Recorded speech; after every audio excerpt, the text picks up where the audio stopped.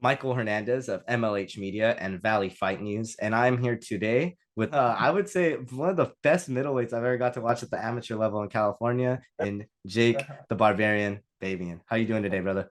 Doing good today, man. Thanks for having me on. I appreciate it.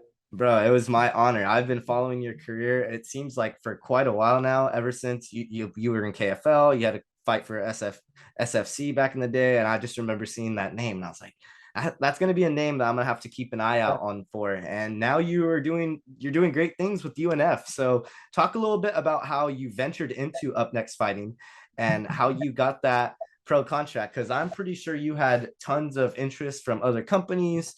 Why was it such a big emphasis for you to go to Up Next Fighting? Well, first of all, I'd like to start with, yeah, KFL was a great home for me to start my amateur career.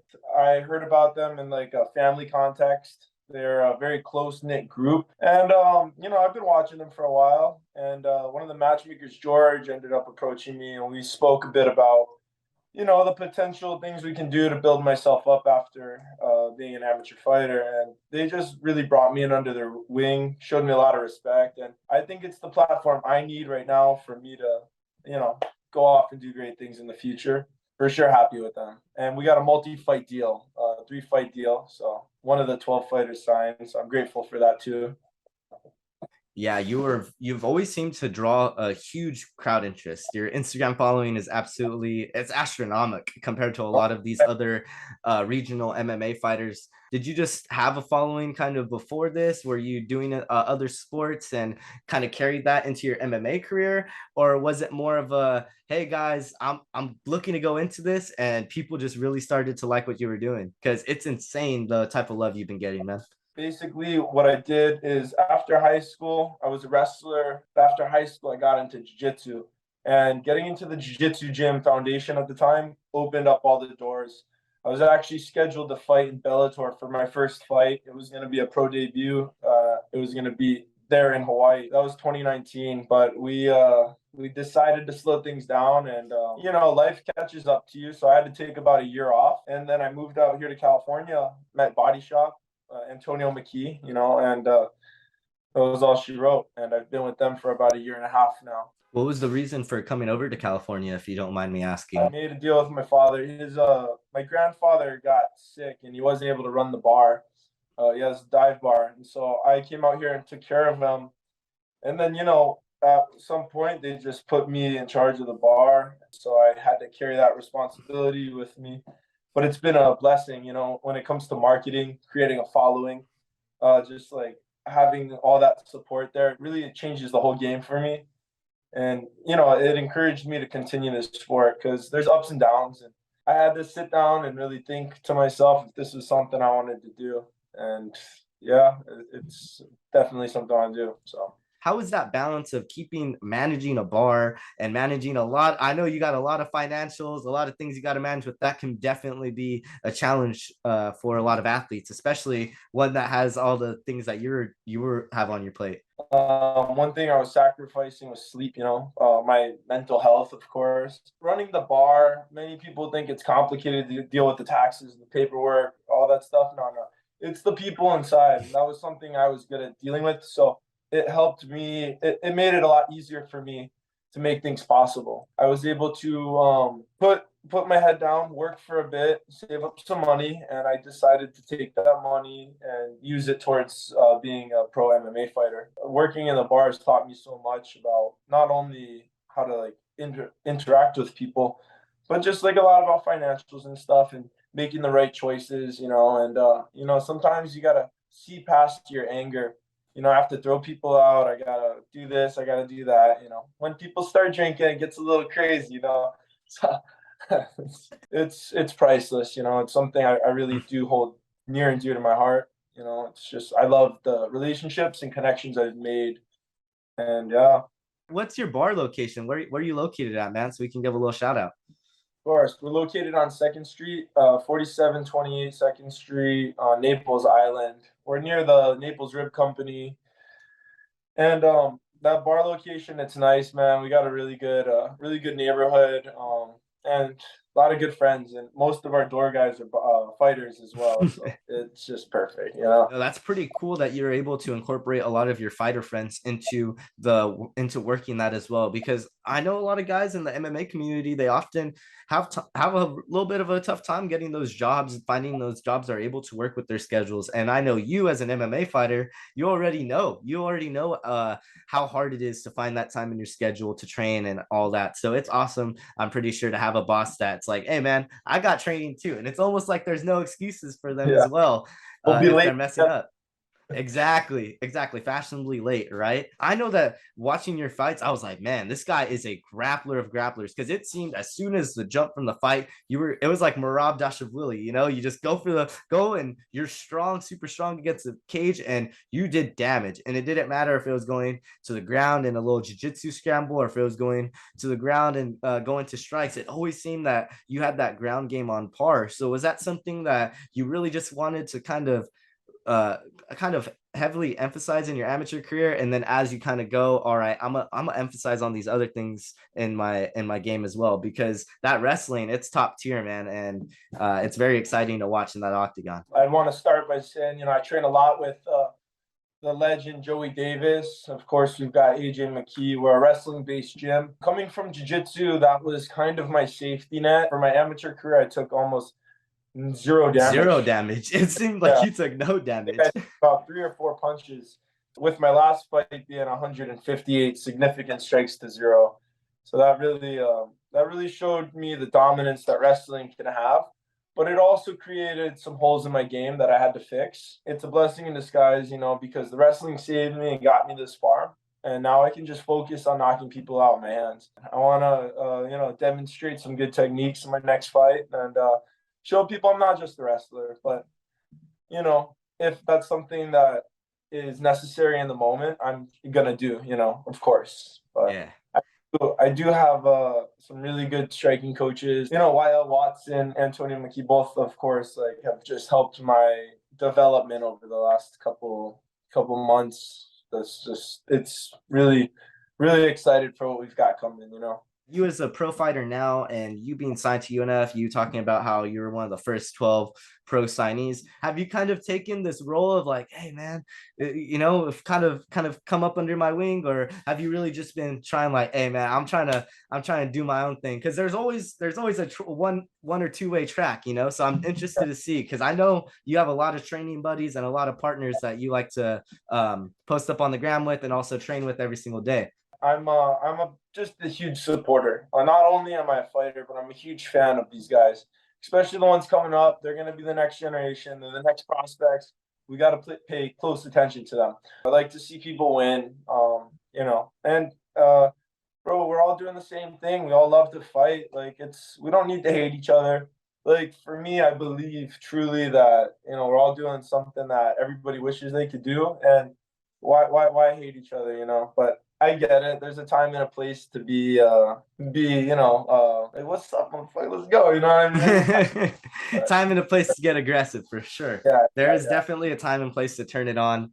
And I feel like you do a pretty good job of that. Is that something that you have kind of had to work on as you have gone? Because I know you grew up in Hawaii, a very popular fighting culture. And that's probably something I know maybe fighting came as something out of anger. Have you kind of learned to channel that, especially growing and being a pro fighter, becoming a boss at a bar? Has it kind of helped you to control these urges? I know we were talking about it a little earlier, but I know it's got to be even more so with all the extracurricular work you do on top of it, correct? I still got myself into trouble. You know what I'm saying? Transferring from Hawaii over to California has been completely different. I came up here during winter with I was late December. I came up with a couple pairs of shorts, a long sleeve t-shirt, and shoes. That's all I had. I left the slippers back home, but I wasn't ready, man. I wasn't ready. So, but growing up in Hawaii, there was a lot of fighting, and it's just been like very orientated around that. Like, our day from going to school to getting back home and training in the backyard, it's always just been like a natural thing to do for us. Everybody out there's a warrior. Shout out Waikoloa. That's where I was, raised, and we got some killers out there for sure, man. Since I left the island, I've seen a couple of MMA gyms pop up. A good friend of mine, Scotty Hao, he just started a gym. My uncle Che Pilago just started a gym, and then we've got Orlando, Ontario, running foundation.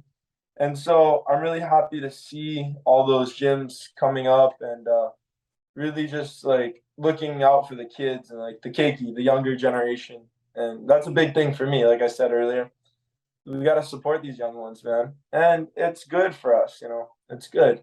As you were saying, there's not too much of an MMA following over there, but a lot of these guys go into MMA. We were talking about a little bit earlier before we hopped on the call. Blake Perry, he fought on the Hawaii card as well, having a little bit of Hawaii roots, and it's just insane because that's a guy that's a pro fighter, and if you didn't really talk to the guy or you don't follow him on his everyday media, it's hard to say like, oh yeah, like that dude's a Hawaiian, and it's crazy because a lot of these guys from Hawaii, you would have no idea. I mean, even BJ Penn, like guys that are legends in this game, and it's absolutely insane. Hawaii has produced some of the most immense talent in the MMA sphere. For someone like you, has that been a plan for you to possibly go back to Hawaii and to kind of start your own gym, maybe do your own little thing over there? Because I know you got to handle some business in California for the time being. Was that something you were possibly looking to do? Go back to Hawaii, kind of build back, possibly on the MMA trajectory over there, help out as you were saying the young keikis. First of all, you know, first and foremost, I'm gonna focus on myself. Now, talking down the line, I love to coach, I love to teach, love to help. Having my own gym is not something I'm opposed to, but it's not on the priority list right now. I've got a lot of business to finish here up next. The main thing for me is just be the world champion. I don't want to have too long of a career. It's something I love to do, but my biggest focus, you know, is just like being able to go back and forth from Hawaii. I just love to spend time with like friends and family. That's like my biggest priority in life is just like solidifying these like relationships and these connections. And but in Hawaii, I probably foresee myself staying out here, probably for the next 10 or 15 years for sure. And then yeah, I would like to have like a house out there, you know. I don't know what my parents are doing. They live out there, like a house out here. So we'll figure it all out, you know. I'm glad to hear we're gonna get some more of the Barbarian MMA for at least the next couple of years. We're guaranteed 5. So you got a fight coming up on July 1st of 2023 against your opponent. He's definitely had his own kind of struggles. He's also 0-1 and Emmanuel Graham. Has that been something that have you just been ultra studying into this guy? Have you just been ultra locked in, or has it been something that you're just, as you were saying, you got to clean up some things on yourself? And because it's always, as we say, a two-way street. You're either studying the guy ultra, looking at his every single step he's making, or you're looking at every single step you're making. So has it been a camp of just you criticizing yourself, or has it been a camp of you like, all right, I got to watch this every step this guy makes? Looking at him, I only needed to watch the video once. I know what I need to do. He's a scrappy one. We're gonna just have to put him on his back and hurt him. And before I do that, I'd like to keep it on the feet and give him what I got. The last fight, I had some health issues holding me back, but I got to really display some high level stuff, and I'm really proud to get to do it again on this upcoming fight, July 1st. Make sure you guys get your tickets and bring your umbrellas because it's going to be rain and blood. This is the longest I've been out of a fight, 4 months. You can call me retired at this point. You know what I'm saying? Yes. I'm excited. But shout out to Emmanuel Graham. We're going to put on a good show for the fans, and it's all love, man. But I'm here to do what I got to do. You and your last opponent, Sano, I believe his first name was Blair Sano. You guys went at it though. I mean, you guys went 3 rounds, and I know it was a battle for you in there, and for you to come out and still be, as you were saying, it's going to be raining blood with this confidence. That definitely shows a lot about that mental journey that you have gone on throughout this camp, and I'm really excited to see it all play out on July 1st. I know every fighter, they have a trajectory of where they want to be in a couple of years. If you had an ultimate 5-year timeline, where is Jake Babian going to be at? I see myself as a champion in the UFC. I'm going to push myself to fight at least 4 times a year. I know who I need to fight and who I need to be, and I've got a very clear blueprint. 5 years might be pushing it, as time will tell. but I know where I need to be, and fighting with Up Next is gonna help get me there for sure. Team Body Shop is gonna help get me there, and the support from all my people over at Crow's Cocktails will help me get there. I'm not a big believer in procrastination. If there's something you need or something you want, you got to go out and get it. And we don't got no time to waste. You know what I mean? Everybody wants to see some more, so let's get it going. If you ever had an opponent, a dream opponent, I know you grew up watching fighting, and you obviously got guys you're kind of looking at within the regional scene right now. Is there any guys you ever watch and you're like, man, I'd really love to just strap on the gloves and get through and get 5 minutes of time in one round, and let's see if we can if I need the other ones. You know, has there ever been a guy that you're looking at? You know who's signed it. You know who's signed to the middleweight division at PFL right now. I want to taste that motherfucker, Jake Paul, baby. He's signed. Hey, Let's go. It's easy work, man. But yeah, that would be a fun opponent. I think he brings a lot of eyes and attention to the sport. So in my case, it would be probably the best fight. I know he trains hard and he works hard, and respect to him, but that's who I want to fight. hey, that I think it would be a pretty interesting fight, man. His heavy boxing oriented style, and then you're gonna be trying to take him to the ground, trying to work your magic. And I know you're definitely gonna try and trade some blows with them too, trying to utilize your reach, because I feel like you got a little bit of a you're probably a little bigger than Paul, Yeah, but we've seen each other. We've gotten close. I'm definitely taller, got some range. I could probably just wrap my arms around that skinny little neck of his. Yeah. Oh man. Oh, Hey, if you're here in a couple years, fans, this was the seeds. This was the little seeds to start it off. But I know give you me were Francis after. Give me Francis Ngannou after. Nah, I'm just bulking up having fun. almost 100 pounds to the heavyweight division. That would have been a move right there. Any other sponsors today that you would like to take, Jake? I think this is probably one of the funnier interviews I've ever had, by the way. I just wanted to let you know. You got Definitely one of the humorous fighters. Yes, I do have some sponsors I'd like to shout out. We're gonna go down the line real quick. We've got Puello's Osteria, we've got Crow's Cocktails, we've got Winter Circle Wellness, we've got man, there's so many. Steady Growth, we've got the Refinery, we've got I'm gonna have to start Tamrock Masonry, Cut AO Athletics, Tropical Towing. Oh yeah. And if you guys need to hear all the other sponsors, you can go find it out on my gram. Jake underscore Babian. Scroll through the pictures. You'll see what I'm talking about. Hey, man, thanks Yes. for your time today, bro. I appreciate the interview. This was a lot of fun. Hey man, it was all my pleasure. I really appreciate your time today. It was awesome getting to watch your amateur career, and now you getting into your pro career, man. I really can't wait until July 1st, because I'm hopefully gonna be there, man, and I'm gonna be watching, and I cannot wait to see the results of this training camp, because if it's from what you're saying, man, it's gonna be in need of some showers or in some ponchos for those Oh, blood yeah. for those Yeah. blood showers, man. But hey, man, I'm really excited for your fight on July 1st. We're gonna leave it off here, fight fans. Michael Hernandez of MLH Media and Valley Fight News, and we are going to be signing out with the one, the only, Jake the Barbarian Babian.